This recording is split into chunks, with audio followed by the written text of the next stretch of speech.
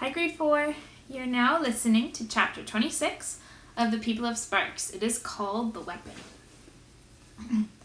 Morning came. Dune got up. He had to be ready for anything, so he rolled up his blanket, made a pack for all of his clothes, everything he had. His father and the others did the same. Downstairs in front of the hotel, the people of Ember were gathering and swarming about, loud and distressed and confused. Tick roamed among them, urging courage, inspiring them to stand up for their rights, telling them the time had come for battle. His eyes flashed. His voice rang out like a high, urgent bell. Very often the people he spoke to seemed to catch fire from his words and be filled with a desire to fight. Over half of the people of Ember joined with Tick to be warriors. They started down the road to the village, and the rest of the Emberites followed in a confused mass. Dune went too. The morning sun, already hot, blazed down on him. Wind riffled his hair and shirt.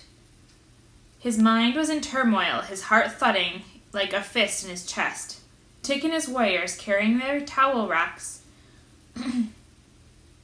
strode along roaring their battle cries. "We will not go! We will not go!" More and more people picked up the chant as they came into the streets of the village, and at doors and windows faces appeared, shocked faces, and people still in their nightgowns. They shouted to each other, "Look, they're coming into the town." Other windows flew open and doors, and people stepped out onto the streets, unsure whether to be angry or afraid. All of the people of Ember had to come. No one stayed behind to wait for the trucks that would take them out to the empty lands. All of them had to know what was going to happen. They had to be there, whatever it was. They poured into the plaza and stood packed together, the warriors roaring and others nervous, some of them half hiding in doorways or behind trees, afraid of what was going to happen, not sure if they wanted to be part of it or not. Tick roared out his challenge. "People of Sparks, we refuse to leave. We are here to make our demands, and if you do not meet them, we will fight." "We will fight," roared the warriors. Others looked at each other fearfully. "Will we?" From a side street, Ben Barlow appeared running. He bounded up onto the steps of the town hall, faced the crowd, and yelled back, "What are you doing here? This is an outrage. This isn't acceptable. You are leaving today, leaving here for good." "We will not go," screamed the crowd. "Wilmer, Mary," shouted Ben. The two other leaders followed him up the steps. "Clear out now," they shouted. "Back to the hotel. Move back, move back." They stood in front of the crowd and tried to press them back, but it was no use. There were simply too many Emberites. Ben darted at Tick and tried to grab him, but Tick struck him. Dune was standing on the riverside of the plaza, slightly apart from the main crowd. He had the feeling things were right on the edge of chaos, right on the edge between being in control and being out of control. It was frightening. The yelling, the waving, the people of Ember filling the plaza, and the people of Sparks crowding around the edges, their faces full of rage and fear. "Maybe," thought Dune, "the leaders will be willing to discuss our demands. Maybe we can talk and everything will be all right." It was the only ray of hope he could see. "These are our demands," cried Tick. "Listen carefully." Ben just screamed back, "We've heard enough from you. We're finished talking to you. No more demands."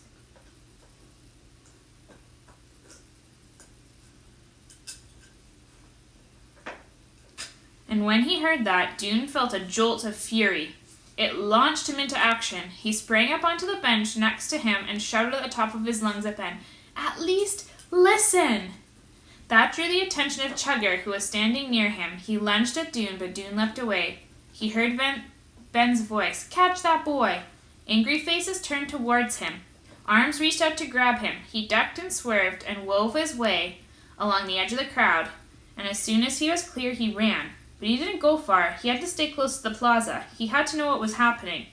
He ran up the river road and darted behind the town hall, where a few garbage barrels stood at the back door. He paused for a moment. Was anyone following him? From the plaza came a roar and then a voice shouting. What was happening? Dune had to know. He pushed against the town hall's back door. It opened easily and he slipped inside. A hallway led towards the front of the building. On his right was a flight of stairs. Surely, he thought, there was no one there. They were all outside dealing with the army of Emberites. He ran up the stairs, and at the top he found himself in the tower room. It was a square room with windows on all sides. A table stood in the middle with straight-backed chairs around it. Down below was the plaza, swarming with people. The noise was like the roar of water. Tick was at the front of the crowd. Doon could see him, the top of his head, like a shiny black stone. Straight below were the steps of the town hall and the tops of the heads of the 3 leaders. To his right, the windows were partially blocked by the branches of the great pine tree that stood next to the town hall. When he looked out the windows towards the rear of the building, he saw the town hall roof below. This was perfect. He could see what was going to happen, and he could hear too, because the windows were open, and he realized if he stayed here, he wouldn't have to decide whether he was going to fight or not. It seemed a little bit like cheating, but it was a relief too. The thought of taking part in a fight had filled him with dread. Standing to the side of the front window, Doon looked down. Right below him, Ben Barlow, he could see the wiry gray hair at the top of his head, and his hands waving. Mary Walters and Wilmer Dent had stepped beside Ben. Mary tried to take him by the arm, but he shook her off. "We will not be threatened," he shouted. "We are in charge of this town. This is our place. We built it. We own it. You're destroying our way of life. You must go." The crowd rumbled. "You try and make us leave," shouted Tick, "but we're staying." The air seemed to quiver with rage, or was it the wind? Everything was moving. The clouds raced overhead, the branches and trees thrashed, the Emberites raised their weapons. Up on the roof of the tower, the flag of sparks whipped and snapped on its pole. Doon could hear it, though he could not see it. He felt the wind whirling through his mind as well. His father's words came back to him. When the fight is over, what do we have? A place destroyed, and people who hate each other. Standing above it all in the tower, he had the strange feeling of being separate, belonging to neither side of the fight nor the other. Whose side was he on? Not Ben's, certainly, but not Tick's either. Ben held up his hand and shouted again, "We warned you, and we were ready for this. I'll give you one last chance. Will you leave or not?" With his head thrust forward and his hands tightened into fists, he waited for the answer. "No!" screamed Tick. His army screamed out with him. "No! Never! No!"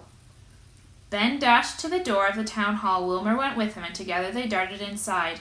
Doon froze, afraid they might climb into the tower, but they came out onto the steps again right away, pulling a thing of black metal that ran on wheels. For a moment, the clamor of the crowd ceased as they craned their necks. Doon had a good view from where he stood, but he still had no idea what the thing was. He knew it must be a weapon, but it looked like an insect. It had a complicated black iron body. It was ugly, Doon thought, like the skeleton of a monster. Ben turned the thing so that it pointed over the crowd. He stood back behind it. "This is your last chance. Disperse or take the consequences." Mary Walters dashed towards him. "No, Ben," she cried. "We can't do this." Ben pushed her away. "We agreed," he cried. "Stand back, Mary." Now the crowd of the plaza sensed danger and began to push backward. Tick cried, "Stand your ground." Ben squatted at the rear of the weapon. "Leave now, or I fire." "Fire?" thought Doon. "What does that mean?" It was clear that Tick didn't know either. "You have one weapon, but we have many." Ben gave a furious shout. He was crunched over the weapon. Doon saw his back bent and his arms moving the machine, but nothing happened. He tried again. Mary rushed forward.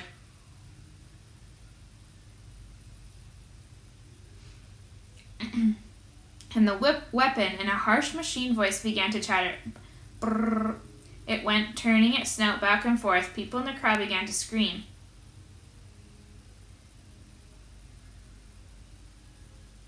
Doon couldn't see at first what the weapon was doing. What was the point of its loud, furious shudder? The noise was horrible, but the weapon was staying in one place. Was something coming out of it? Yes. Across the plaza, over the heads of the people, Doon saw a line of holes punched into a wall. But the weapon suddenly stopped its chatter. Doon looked down and saw Ben give a furious shake and shake it again, pounding on the nose of the weapon. Mary shouted and tried to rush at Ben, but Wilmer grabbed her arm, and then the weapon exploded.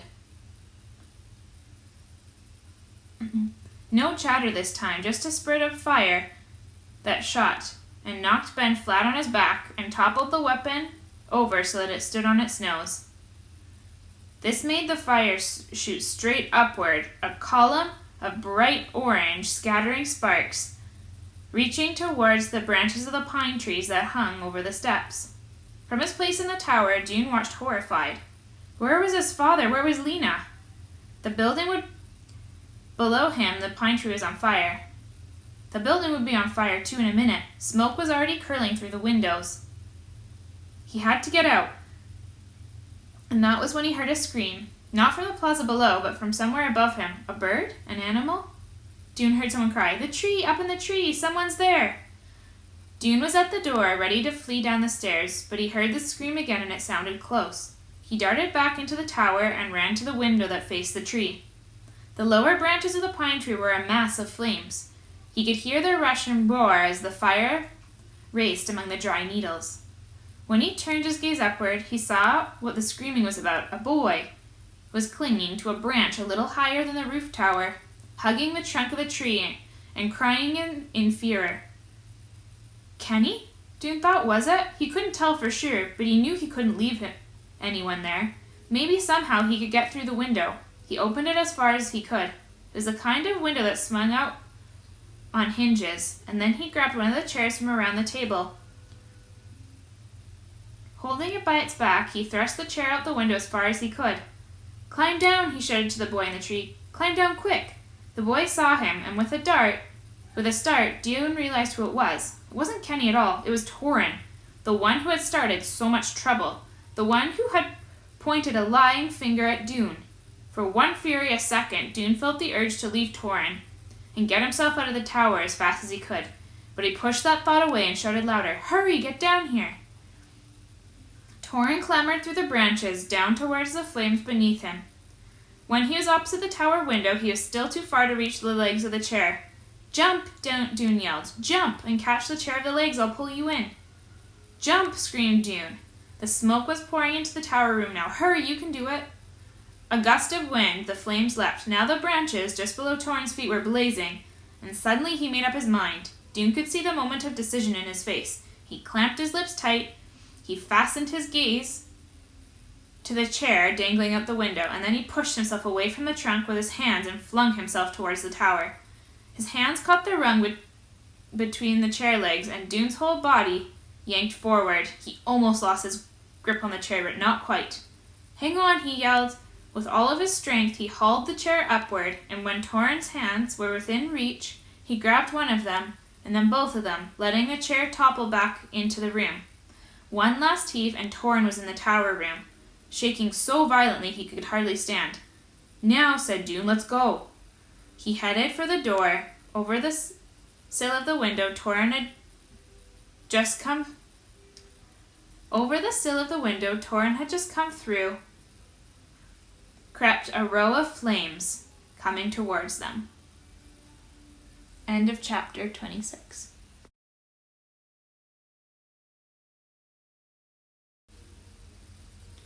In chapter 27, this one is called Firefight. Lena was on the side of the plaza furthest from the river when Tick called out his demands, and Dune yelled, "At least listen!" Then she heard his voice. She tried to make her way towards him, but the crowd was so dense that she couldn't get through. Tick's warriors were everywhere. The sun flashed off their steel rods. She was worming her way among the dozen of shoving and shouting people when Ven fired the weapon. She heard the sound, a chain of loud pops, and the people in front of her screamed and scrambled away. Lena ducked and put her hands over her head. She stayed that way as people pressed past her and stumbled. And in a moment, the popping noises stopped, and then there was a bang, and more shouts, and when she dared to stand up and look, she saw that the pine tree was on fire. The flames were small at first, creeping along just one branch, with sudden flashes as dry bunches of pine needles caught fire. But in a second, the flames grew bigger. The people of Ember, for whom fire was rare and terrible, stared upward with their eyes wide and their mouths gaping. Some of them screamed. Some of them were too frightened to make a noise. Such a terror came over Lena that she couldn't move, except to stagger a few feet back along with the crowd. Her eyes were fixed on the flame, the terrible orange hands reaching up at the branches. A voice in her mind screamed, "Run, run!" but she couldn't run. Her legs wouldn't work, and all she could do was stare. A voice cried out, "Someone's in the tree!" And Lena looked up through the smoke just long enough to see the upper branches thrashing and get a glimpse of something moving along them. Then she was surrounded by struggling people. She tripped over some pipe, and then she managed to get to her feet again. The mass of people had pressed her back, and she found herself near the front of the crowd.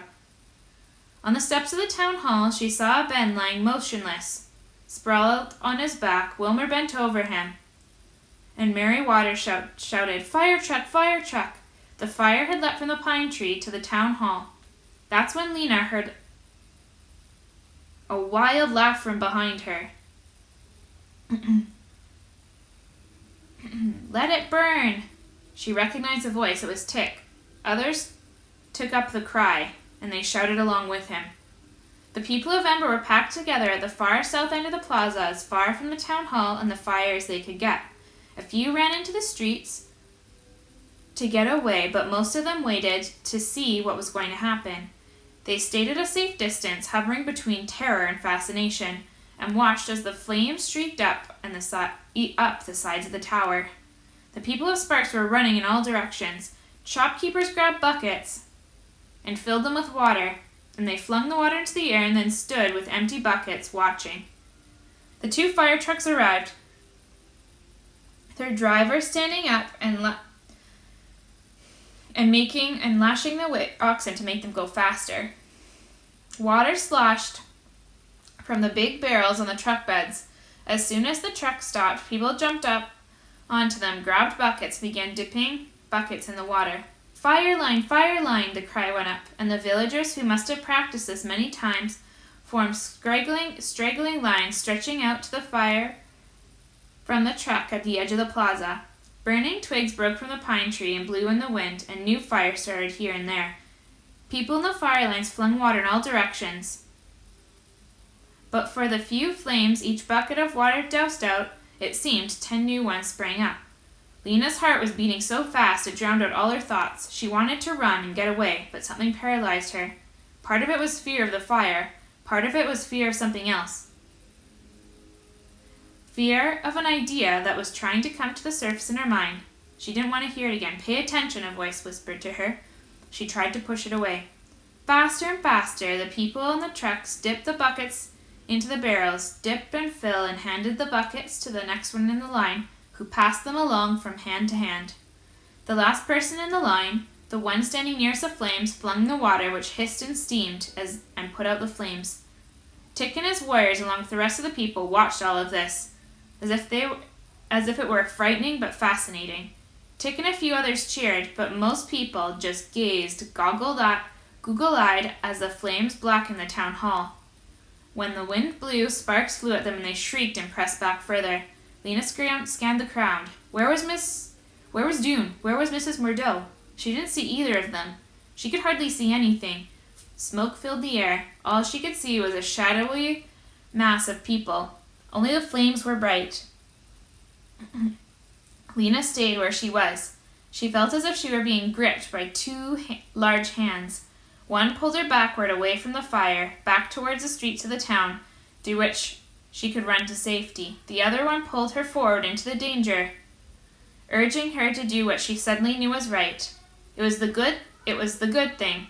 It was what she'd been waiting for, but she didn't want to do it. "I can't," she thought. "I don't want to. I'm too afraid. Someone else will do it. Not me. I can't." At that moment, the tower collapsed. Its walls crumbled and flames shot up from the holes where the windows once were. The flagpole came hurtling down, and then the fire was everywhere. Flaming branches and tufts of needles, blown by the wind, landed in the dry grass at the edge of the plaza, and in the trees by the river, and on the thatched roofs of the market stalls. "There!" cried someone. "There and over there!" The lines twisted around, the buckets traveled faster and faster from hand to hand, and those at the front of the lines tossed the water this way and that, but there were too many fires, and not enough people to keep up with them. It's now, thought Lena. I have to do it. I will. Quickly then, before she could change her mind, she ran.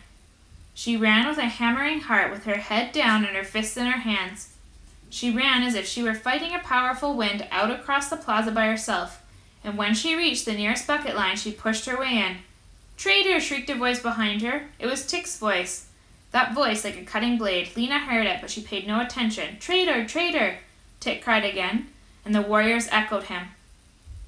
Doom got out of the tower just in time. He'd had to almost throw Torin down the stairs and then take them 3 at a time himself. Torin ran off somewhere as soon as he got out. But Doom dashed around the plaza, staying closer to the market stalls, and joined the crush of Emberites at the south end. Panting, he stared back at the ruin he'd escaped from. He watched as the flames consumed the building, and the tower collapsed. For a moment, Doom stood there, stunned, his mind blank. It seemed that the war surged around him, but not the war he'd imagined. Where did he belong in this battle? Who was his enemy? Who were his friends? Noise and confusion assailed him. His eyes stung, his legs were shaking. And then he saw Lena break away from the crowd and run across the plaza. He saw Tick and his warrior screaming "Traitor," and he felt as if suddenly his eyes had opened, and he had awakened from a bad dream. The air around him seemed to become clear. Strength returned to his legs. He edged between the people in front of him, burst out of the crowd, and ran in the same direction as Lena, towards the fire. And seeing what Lena and Doom had done, others followed. Clary pushed through the crowd and ran forward, and Mrs. Mordeaux went after her, taking long, quick strides and holding up their skirts.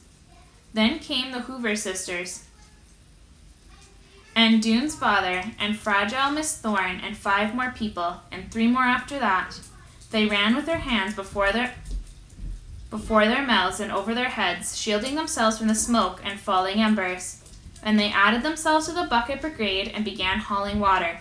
More and more of the people of Ember followed. At last, the only ones not fighting the fire were Tick and a few of his men, wearing half-stubborn, half-frightened expressions. They clustered at the far end of the plaza, shouting "Traitors" now and again, with their useless weapons dangling from their hands.